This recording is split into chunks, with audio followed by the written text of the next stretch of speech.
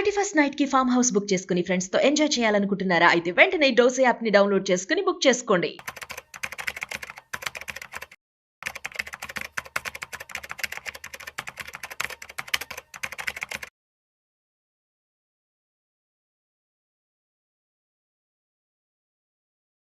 సత్యన్ గారు నమస్తే సార్. నమస్తే.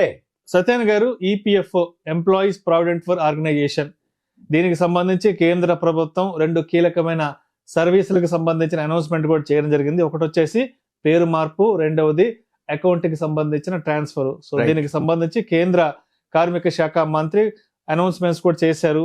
ఏంటా కొత్త అనౌన్స్మెంట్స్? అసలు ఈపీఎఫ్ఓ వాళ్ళకు దేశంలో ప్రతి వాళ్ళు ఈపీఎఫ్ఓ అంటే స్టేట్ కానీ సెంట్రల్ కానీ చిన్న ఉద్యోగి కానీ పెద్ద ఉద్యోగి కానీ ప్రావిడెంట్ ఫండ్ లేకుండా ఉండే క్వశ్చన్ లేదు.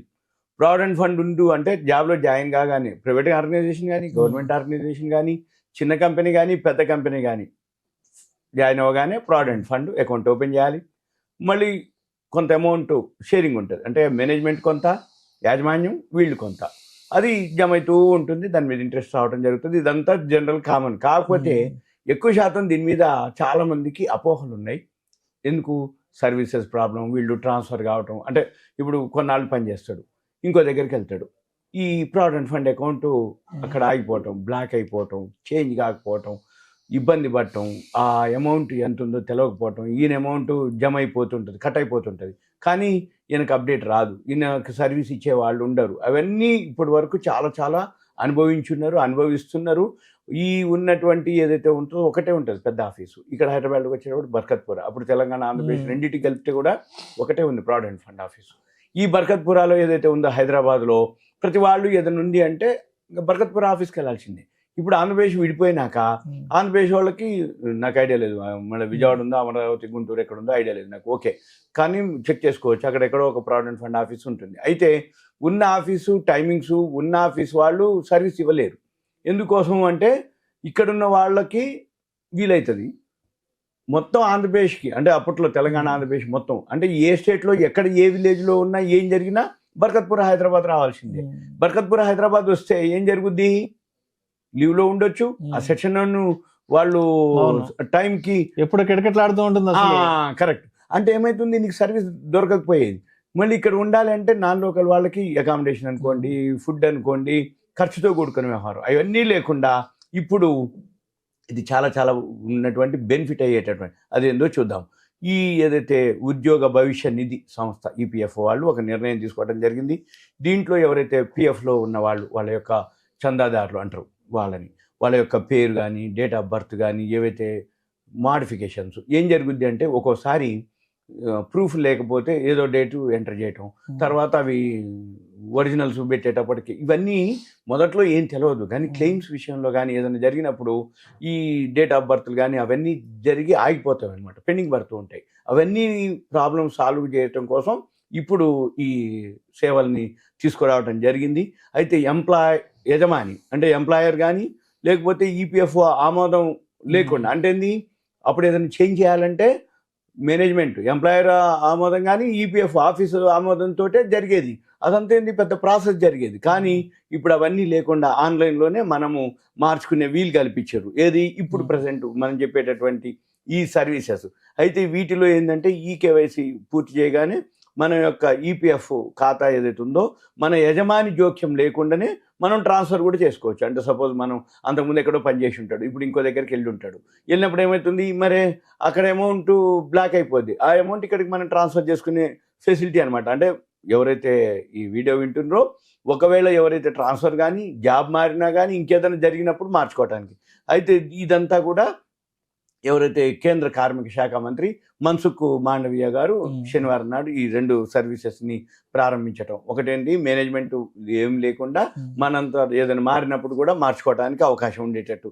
అయితే ఎవరైతే వాళ్ళ యొక్క పర్సనల్ డీటెయిల్స్ ఉంటాయి, అంటే ఒకవేళ డేట్ ఆఫ్ బర్త్, పేరు, ఏజు, ఎడ్యుకేషను, లేకపోతే తల్లి తండ్రి, లేకపోతే మ్యారీడు, అన్మ్యారీడు, అప్పుడు చేసినప్పుడు సింగిల్ ఉంటాడు, తర్వాత మ్యారేజ్ అయి ఉంటుంది, ఇవన్నీ కూడా లేకపోతే నామినీ ఉంటారు, అంతకుముందు పెళ్లి కాలేదు, ఇప్పుడు మ్యారేజ్ అయిన తర్వాత భార్య భర్త ఇట్లా వీళ్ళందరూ, లేకపోతే డేట్ ఆఫ్ జాయినింగ్, ఇప్పుడు జాబ్ మారినప్పుడు డేట్ ఆఫ్ జాయినింగ్, ఇవన్నీ కూడా చేంజెస్ ఉంటాయి. ఇవన్నీ కూడా డీటెయిల్స్ ఏవైతే ఉన్నాయో జనరల్గా తప్పులు జరుగుతూ ఉంటాయి అక్కడ, ఏది ఆ టైంలో వీళ్ళకి తెలవకుండా. కాబట్టి వీళ్ళు ఎవరైతే చూస్తున్నారో వాళ్ళు ఆ వెబ్సైట్లోకి వెళ్ళి వాళ్ళు చెక్ చేసుకొని వాళ్ళన్నీ కరెక్ట్ ఉన్నాయా లేవా చూసుకొని, కరెక్ట్ ఉంటే ఓకే, కరెక్ట్ లేకపోతే మాడిఫై చేసుకోవచ్చు. ఇప్పుడు ప్రజెంట్ ఈ ఫెసిలిటీస్ ద్వారా వీటిని ఇప్పుడు అనమాట. అంటే ప్రతిసారి మేనేజ్మెంట్ వాళ్ళు చెప్పి వాళ్ళే చేయాలి, వాళ్ళ పర్మిషన్ అంటే అయ్యేది కాదు. అది లేదు, పిఎఫ్ ఆఫీస్ వాళ్ళే చేయాలి, అది అయ్యే పని కాదు.